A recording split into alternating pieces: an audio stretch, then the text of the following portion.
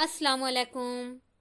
मैं ज़ीनत जबीन सिद्दीकी पेश कर रही हूँ जनाब इकबाल नियाज़ी साहब का लिखा अफसानचा पिताम्बरी। समात फरमाएं।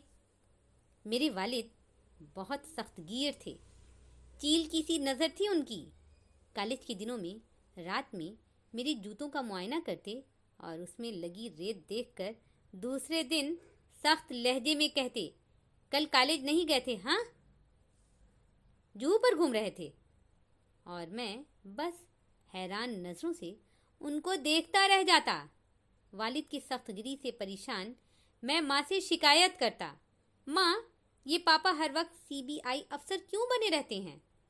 और माँ सिर्फ इतना कहती, तुझसे प्यार करते हैं ना इसलिए। प्यार मगर मुझे महसूस भी तो हो।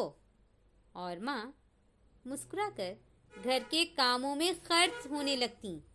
उस दिन मैं इंटर कॉलेजिएट मुबाहसा मुकाबले में फर्स्ट इनाम जीतकर अपनी ज़िंदगी की पहली एक बड़ी सी ट्रॉफी लेकर घर आया। वालिद के पास जाकर उन्हें खुश होकर दिखाया। उन्होंने मुझे घूरते हुए खुश्क लहजे में कहा, तो अब तुम बहस मुबाहसा भी करने लगे हो?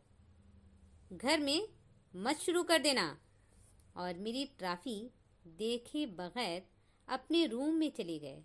उस दिन मैं बहुत रोया अपने वालिद के रवैये पर। रात का कोई आखिरी पहर होगा। मेरी आँख खुल गई।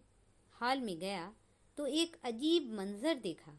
मेरी आँखें उस मंज़र के लिए तैयार नहीं थीं, इसलिए भर आईं। ये देख करके मेरे वालिद पिताम्बरी पाउडर से मुझे मिली पीतल की ट्रॉफी को घिस घिस कर चमका रहे हैं और बड़ी प्यारी नज़रों से ट्रॉफी को देख रहे हैं।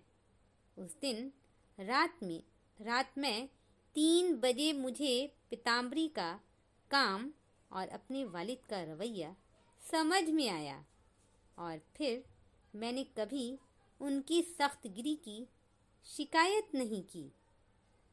उम्मीद है आप लोगों को ये अफसानचा पसंद आया होगा।